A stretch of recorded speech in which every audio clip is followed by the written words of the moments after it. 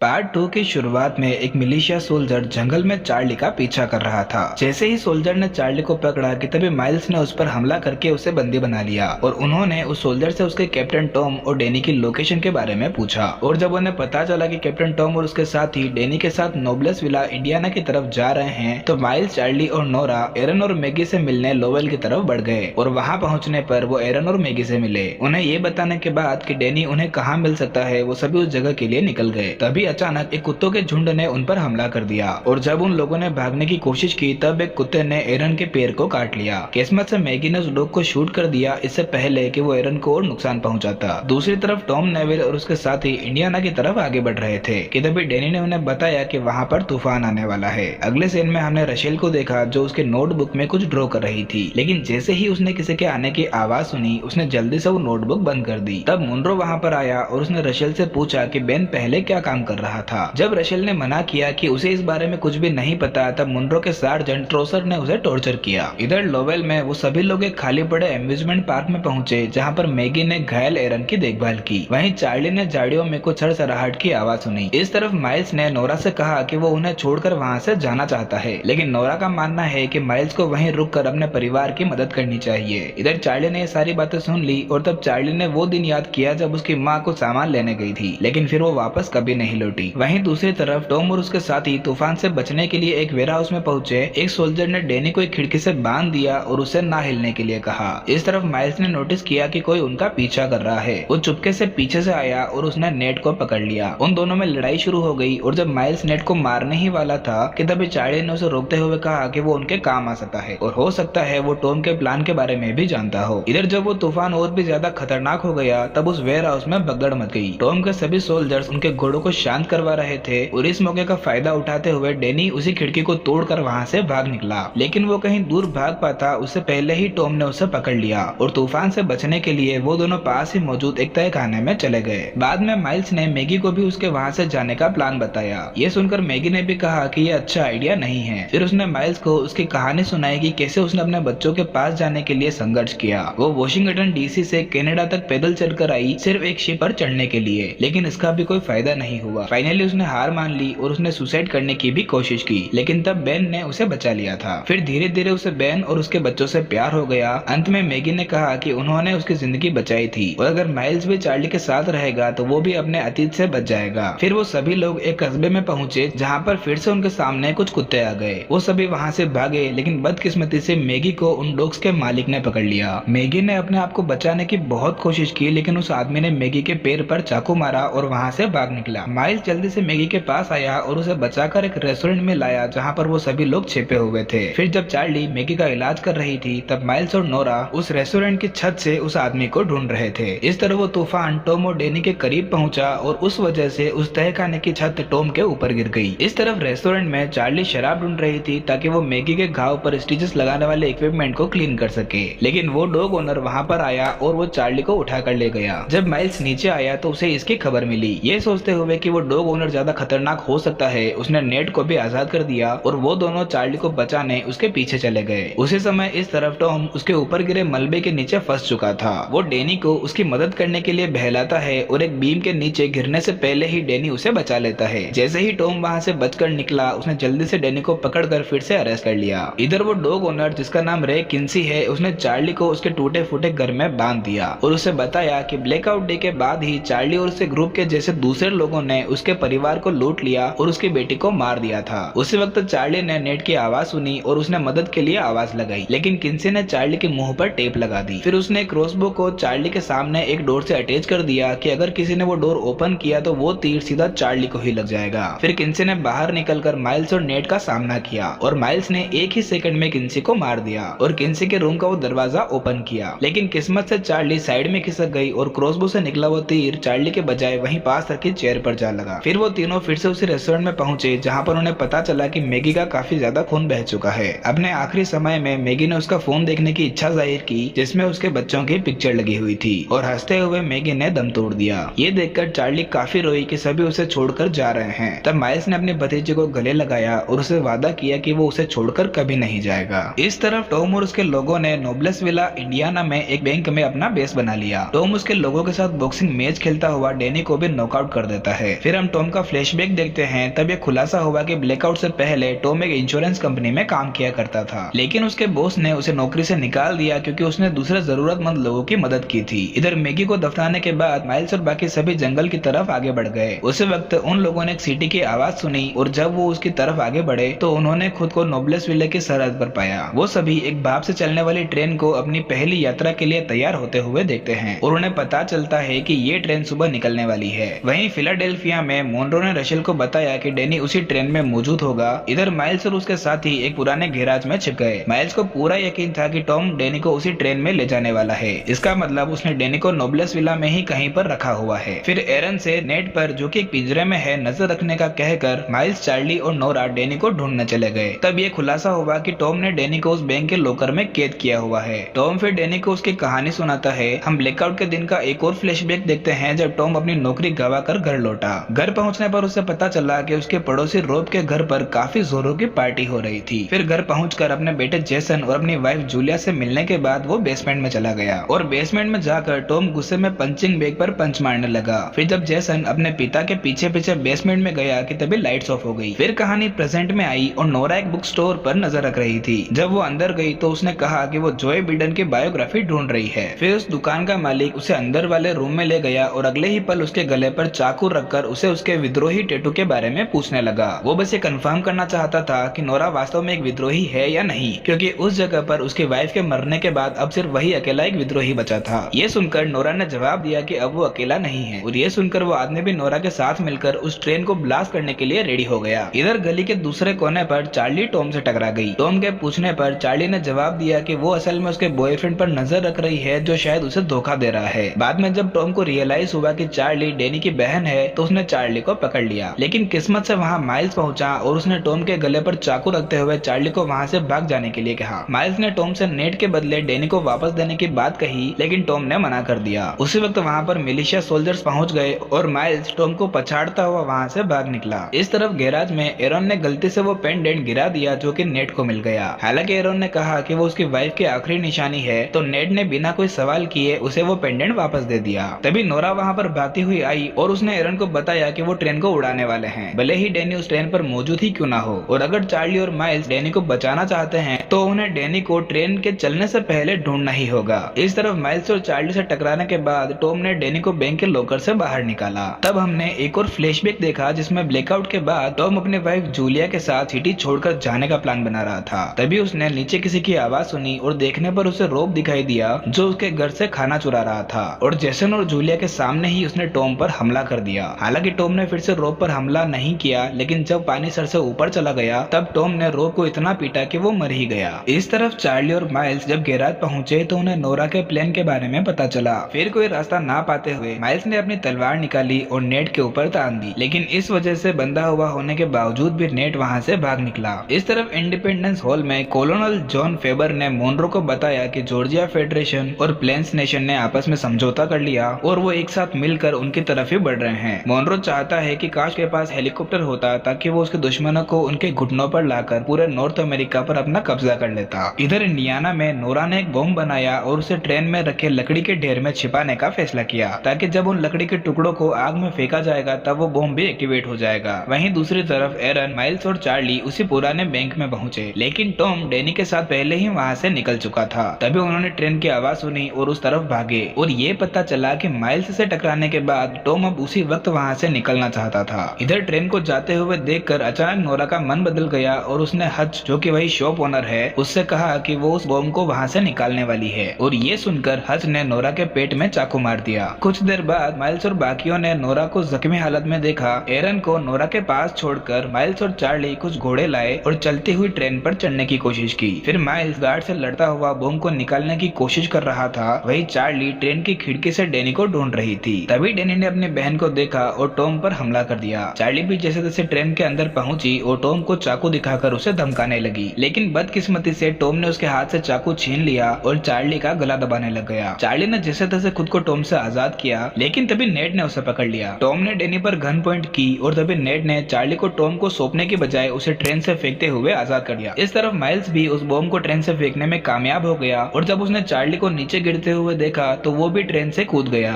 फिर वो दोनों एरन और नोरा के पास पहुंचे जिसके हालत बहुत खराब थी। अगले सीन में टॉम और उसके साथी उनकी जगह तक पहुंच गए और उसी वक्त टॉम की वाइफ जूलिया अपने हस्बैंड और बेटे को देखने के लिए भागी और यहाँ हमें ये पता चला कि नेट असल में जेसन नेविल है, जूलिया और टॉम नेविल का बेटा। वहीं दूसरी तरफ रशेल उसके बंद कमरे में से डैनी को देख रही थी, जिसे बिल्डिंग के अंदर ले जाया गया। रशेल ने तब जल्दी से एक पेंडेंट ड्रॉ किया और उसे मुनरो को दिखाया। उसने उसे समझाया कि बेन एक प्रोजेक्ट का लीडर था जिसमें वो फिर से एनर्जी ला सकते थे और अगर मुनरो फिर से इलेक्ट्रिसिटी लाना चाहता है तो उसे इसके लिए इन्हीं पेंडेंट की जरूरत पड़ेगी, जो कि कुल मिलाकर 12 है। दूसरी तरफ नोरा का गांव अब और भी बिगड़ता जा रहा था और उसे देखकर माइल्स को लगा कि वो सिर्फ एक ही जगह पर जा सकते हैं जहां पर उन्हें सहायता मिल सकती है। उसी वक्त एरन का फ्लैशबैक दिखाया जाता है जिसमें ब्लैकआउट की रात को वो अपनी वाइफ प्रिसिला के साथ लिमो में उनके एनिवर्सरी मना रहा था। अचानक तभी पावर कट हो गई, जिस वजह से उनकी लिमो अचानक रुक गई और एक ट्रक ने उन्हें टक्कर मार दी। फिर कहानी प्रेजेंट में आई जहाँ पर टॉम ने डैनी को फाइनली मुनरो के हवाले कर दिया। मुनरो ने उससे कहा कि वो बेन को पर्सनली जानता था, इसलिए टॉम को उसकी मौत का जिम्मेदार ठहराया जाएगा। लेकिन क्योंकि मुनरो टॉम के काम से काफी खुश था, इसलिए उसने उसका प्रमोशन करके उसे मेजर बना दिया और उसे इंटेलिजेंस और इंटरोगेशन सेक्शन को लीड करने के लिए कहा। इधर माइल्स उसके साथियों के साथ एक मेंशन पर पहुंचा जहां पर चारों तरफ सोल्जर्स थे। वहां जाकर माइल्स ने डेक्सल से मिलने की पेशकश की, लेकिन उन सोल्जर्स ने उसकी बात नहीं सुनी और उन सब पर गन पॉइंट कर दी। उसी वक्त डेक्सल हाथ में गन लेकर गुस्से में बाहर आया और उसने माइल्स और एरन को उनके घुटनों पर बिठा दिया और माइल्स को शूट करने लगा। और तभी डेक्सल हंसने लगा, यानी कि वो सिर्फ मजाक कर रहा था। डेक्सल ने फिर माइल्स और बाकी सभी को मेंशन के अंदर लिया और नोरा को जल्दी से डॉक्टर के पास भेजा गया और बाकी लोगों को प्राइवेट रूम्स दिए गए। डेक्सल के हीरोइन बिजनेस की वजह से वो पूरा मेंशन काफी आलीशान था। दूसरी तरफ एरन ने ब्लैकआउट के 2 मंथ बाद का फ्लैशबैक देखा, जिसमें एक्सीडेंट के बाद उसकी वाइफ की हालत काफी खराब थी। तभी उनके सामने एक अजनबी आया जिसका नाम सीन था और उसने उन्हें साफ पानी पिलाया। फिर कहानी प्रेजेंट में आई जब माइल्स नोरा को खून देने गया। तब चार्ली बाथटब में लेटी हुई थी और बीती बातों को याद करके दुखी हो रही थी कि कैसे उसने अपनी माँ और फिर अपने पिता को खो दिया, फिर मैगी और फिर डैनी के इतने करीब आने के बाद उसे भी खो दिया। इस तरफ फिलाडेल्फिया में नेट मुनरो के ऑफिस में गया, जहाँ पर मुनरो ने उसे रशेल द्वारा बनाया गया उस पेंडेंट का स्केच दिखाया। उसे देखकर नेट ने पहचान लिया कि उसने ऐसा ही पेंडेंट एरन के पास देखा था। फिर नेट को पता चला कि मुनरो सार्जेंट स्ट्रोसर को माइल्स और उसके ग्रुप के पीछे भेज रहा है, तो वो काफी घबरा गया क्योंकि स्ट्रोसर किसी को भी जिंदा नहीं छोड़ेगा। इस तरफ मेंशन में ड्रेक्सल नोरा का इलाज करने के बदले में कुछ चाहता है। वो उसके पास में रहने वाली एक आयरिश फैमिली ओ हेलोरेंस को मारना चाहता है क्योंकि उन्होंने उसके हीरोइन के बिजनेस को तबाह कर दिया था और ड्रेक्सल चाहता है कि ये काम माइल्स के बजाय चार्ली करे। हालांकि माइल्स ने जब इस बात का विरोध किया, लेकिन चार्ली इस बात के लिए मान गई, नहीं तो ड्रेक्सल उन सभी को मार देगा। जब चार्ली रेडी हो रही थी तब ड्रेक्सल ने उसे एक लंबी सी नीडल दी, जिसे बाद में उसे ओ हेलोरेंस परिवार के मुखिया बिल के सर में घुसानी थी। ड्रेक्सल तब चार्ली को अपनी लड़कियों में से एक होने का नाटक करने के लिए कहता है जो उससे बदला लेना चाहती है। उसी वक्त एरन ने एक और फ्लैशबैक देखा जिसमें कुछ लोगों ने उस पर और प्रिसिला पर हमला कर दिया था। उन लोगों ने प्रिसिला को पकड़ लिया और एरन को बुरी तरह से पीटा, लेकिन किस्मत से वहां पर सीन पहुंच गया और उसने उन लोगों को मारकर एरन और उसकी वाइफ की जान बचाई। हालांकि एरन एक बड़ा था, लेकिन बावजूद इसके भी वो अपनी वाइफ की हिफाजत नहीं कर पाया। फिर कहानी प्रेजेंट में आई। माइल्स को रियलाइज हुआ कि अगर चार्ली ने बिल को मार भी दिया तो भी वो वहाँ से जिंदा बाहर नहीं आ पाएगी और फिर वो चुपके से ड्रेक्सल के आदमियों से बता हुआ मेंशन से बाहर निकल गया। इस तरफ चार्ली ने अपना काम बखूबी किया और बिल के साथ उसके प्राइवेट रूम तक पहुंच गई। जब वो दोनों अकेले थे तब बिल ने चार्ली को उसकी बेटी रेबेका के बारे में बताया कि एक आकर्षक जीवन जीने के चक्कर में उसकी बेटी ने ड्रेक्सल का साथ दिया, लेकिन उसकी बहुत ही बुरी तरह से हत्या कर दी।